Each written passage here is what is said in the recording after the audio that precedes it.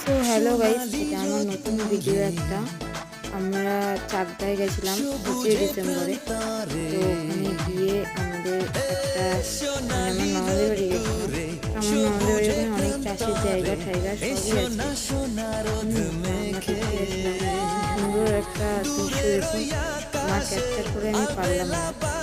দৃশ্যটা এতটাই সুন্দর, খুবই ভালো লাগছে দেখতে।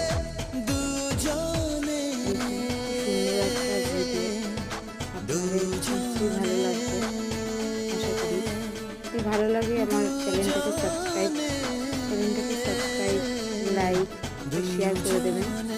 যদি আপনাদের ভালো লাগে, আপনাদের লাইক কমেন্ট শেয়ার দেন, তবে আমি এগিয়ে যেতে পারবো,